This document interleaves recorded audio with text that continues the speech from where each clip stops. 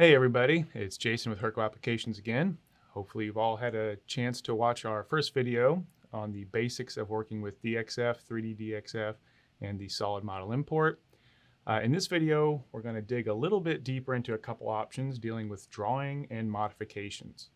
If you look at the screen, these are going to be the areas that are labeled draw and actions. We're also going to spend a little bit of time dealing with the snap to make the drawing and actions areas a little bit more beneficial. So I already have a DXF file up on the screen, and we're going to go ahead and start to manipulate this DXF file a little bit. The first thing that I kind of want to talk about are the snap options. Essentially what these are going to do is allow you to snap or focus on very specific features on your DXF file. Take, for example, the snap to object option we have here. If I turn that on, it's then going to ask me with this drop-down menu, what type of features do I want to snap to, find, or focus on?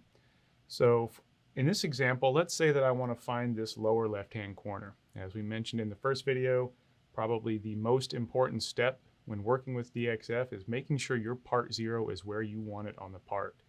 So that'll be the first thing that we're going to do here. And I want to make sure that my part 0 is sitting right on the corner of this part.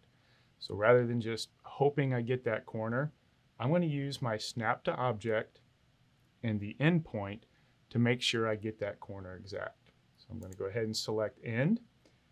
I'm going to come down to the actions area and I'm going to choose move part 0. Once I select this, it's want me to click where I want to move part 0. Now that my snap options are on, you notice I'm getting this box and it's jumping from one endpoint to the next. It's now ignoring everything else other than endpoints. Even circles, you notice they will have endpoints at the quadrants, but the snap is forcing it to only look for endpoints. Since this is the corner I want, I'm going to go ahead and select that corner. I now know for sure that my part 0 is sitting right on the corner of the part. Just to show you a little bit more with snap, I'll go ahead and choose a couple different options here. Endpoint is probably by far the most commonly used. Another pretty common one is midpoint. Notice that my indicator is going to change here. The control is now letting us know I'm just looking for the midpoint or the middle of the geometry that I'm trying to select. So if I wanted to go in and maybe select the midpoint of a line to add some geometry, I would utilize this option. Center point is very common. If you want to find the center of circles for holes or those kind of things, you just go ahead and select center and select on your geometry. Anything that has a radius to it, it'll then snap to the center of that geometry. So the snap to object is a very useful tool to ensure that you are selecting the geometry that you intend to select on your DXF. Another pretty powerful feature, yet a little less commonly used, is the snap to grid. If you're used to working with a CAD system, you're probably going to be a little bit more used to this.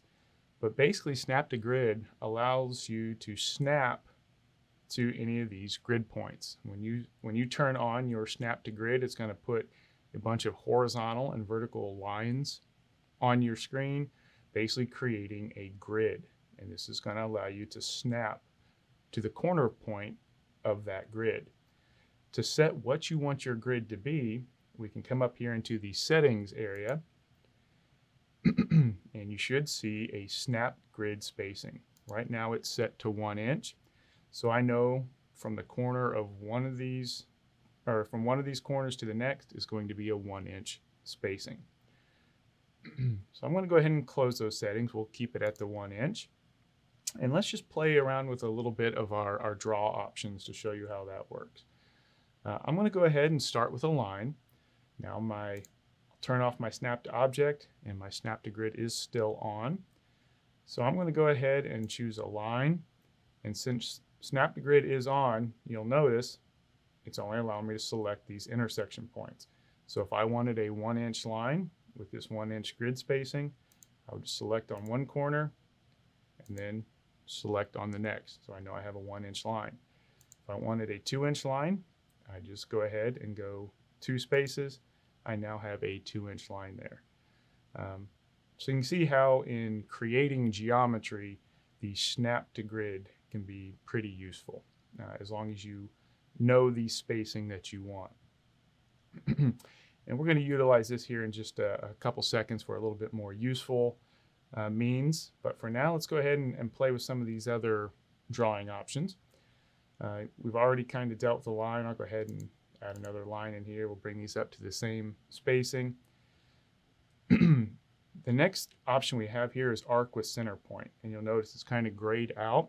If I try to select this right now, it's going to tell me at the bottom that I can't do that because I am currently in the line segment. Again, make sure you look in your conversational area to see what the control is wanting you to do. So I'm going to go ahead and cancel our line segment. I'll go ahead and do an arc with a center point. If I were to come in here, and actually before I do that, I'm going to go ahead and create one more line. Try to create something like a useful geometry here. And I'll go ahead and create another line there. Now I'm going to go ahead and cancel that again. Turn on my arc with center point. And let's just say that I wanted to put an arc that starts on the center point of this line here. This is going to force us to kind of play around with our snap options a little bit. So what I'm going to do, I'll go ahead and select the arc with center point. I'm going to turn off my snap to grid. I no longer want to snap to the corners. And I'm going to turn on my snap to object and leave this set to center point. So now I'm going to leave this set to midpoint, the middle of that line. So I'm going to go ahead and select that. You'll see that it'll snap to the middle of that line. If I then set this to end point, I can tell I want to select the end point of that line. And now I can drag an arc along the end of this part. So kind of a useful way for adding radiuses where you may want them on the part. At any time, you'll notice that right now it's trying to go to another snap point. If I want to turn that off, I just deselect the snap to object. Now I can kind of freeform add this arc into my file. So I'll go ahead and cancel the arc with a center point. You'll see that we have circle with a center point. This works very similar to what we just did there.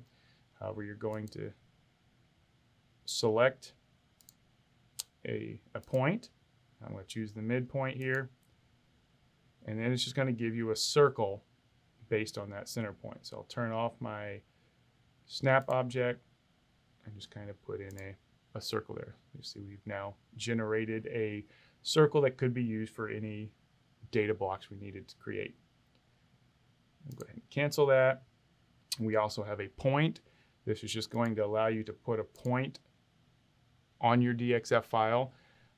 Typically this will be used if you needed a point to go ahead and use one of these other options for arc with a center point or circle with a center point. We also have the rectangle here. This is going to allow us to create a frame, as you may know it, or a square or rectangular shape. This can be pretty useful with the grid option. If you remember from the previous video, if you select on geometry, it's going to pull up at the bottom what it can extract from that geometry. So it tells us here that we have an X start of 6 inches and an X end of 0. That tells me this is a 6-inch long line. And if I were to do the same thing for the Y direction, I can see that this is also a 6-inch long line. So with my grid spacing set to 1 inch, I know that I'm going to have a point on my part 0 marker. You will always have a point there. And if I were to go out 6 spaces, I should be sitting right on the end of my part. So if I wanted to create a frame or rectangle that was 1 inch around my entire part, I could just simply go in here with my snap to grid on, select rectangle, come down to this corner, and then go over to that corner. I now have a box around my part that is 1 inch wider than the part. This can be very useful if you're wanting to go in and create a boundary for pocketing or those kind of things. If I cancel that, we have a 3-point arc. This is somewhat common in most CAD systems. If you're used to working with CAD systems, you may find or may know times where you put this to use. Similar type of feature here. You basically just select on 3 points and it'll generate that arc. And very similar, we have a 3-point circle. Go ahead and select 3 points and it will generate that circle. So we've kind of created a whole bunch of not really usable geometry here. So I'm just going to hit the undo and get all that off our screen.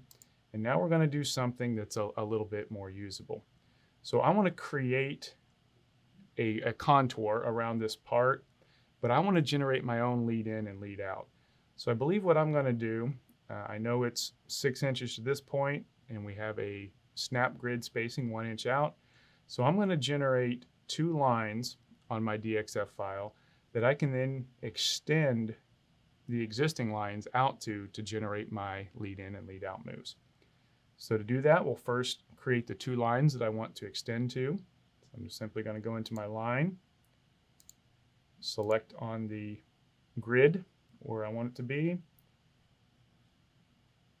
and generate a couple lines right on the DXF file.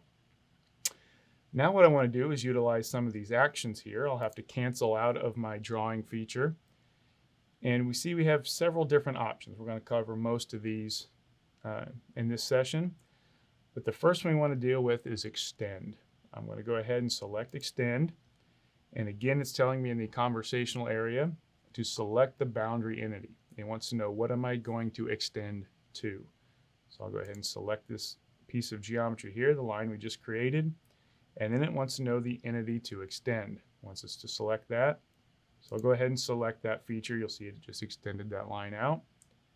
I'll go ahead and hit extend again and repeat that process. Select the boundary, then select the entity you want to extend. So now I have a nice lead in and lead out that I want to use. I'm going to go ahead and just delete these other 2 entities that we created. So I'm just going to go ahead and select my select pick tool, turn on my multi-selection so I can select both of them, and then just simply go ahead and hit delete right next to the cancel. So now I'm left with just the geometry that I want for my lead in and lead out. Excuse me. Some of the other options we have here, such as trim, are also going to require additional pieces of geometry. Let's say that I wanted to trim this line. I could go ahead and select and generate a line here. Then when I go in and tell it I want to trim, again looking at my conversational area, it's going to ask me to select the trimming entity. What is going to be doing the cutting or the trimming? So I'm going to select that line we just generated and select the entity to be trimmed. When I select on this side of the line, it's now going to get rid of that and trim it to that trim point. So I'm going to go ahead and undo that since we want that geometry. We also have a join feature. If you're working with a DXF file and maybe you have 2 lines that aren't quite connected, you can use that join just to go ahead and connect up those 2 lines. That's a pretty common thing to see in poorly drawn DXF files where their endpoints aren't quite attached. This split point is also pretty commonly used. Let's say you're getting ready to create a contour and you wanted it to start right in the middle of this geometry. Well, wherever you select as your start point when you're choosing the contour is going to be where it starts. Well, it's either going to choose, or it wants to choose the endpoints. So if I wanted to start right in the middle, I'd have to break this and make that an endpoint. To do that, we're just simply going to select split. Again, select the splitting entity. So we'll select that and then select the entity to be split. So we'll go ahead and select that. Now if I were to go in and select this line, you'll notice is now 2 separate lines. So we could choose that as a start and end point. A couple pretty nice features in here are the chamfer and fillet. Chamfer allows you to add a chamfer to any corners. Anytime you're going to use this, you're going to need to go into your settings and check your chamfer distance / fillet radius. This is going to be the size of the chamfer or fillet you're going to use. So we'll go ahead and leave it set to the value there. And we'll go ahead and chamfer a corner. It asks me to select the first curve. So we'll select that, select the second curve. Now you can see that we have a chamfer between those two lines. If I want to do the same thing but add a nice radius in there, I'd go ahead and choose fillet and select the two entities. I now have a radius on that corner. We do have an explode feature. If you were to load in any splines or polylines, something that it sees an entire contour as a single piece of geometry, you can use explode to go ahead and break that into multiple entities to allow working with the control to be a little bit easier. We've already talked about the move part 0, the most commonly used action in the DXF editor. We also have this tangent feature. When you select this, going to allow you to draw a line between two radiuses, the tangent point on two radiuses. So there are times where that can be really useful when working with a DXF file. Go ahead and undo some of this. Take our part back to what we started with. You'll notice we have a few other features here. We are going to cover those in a video all to themselves. The transform, quick planar transform, and the surface alignment. These are very heavily used with the solid model import, and we will go over those in their own video.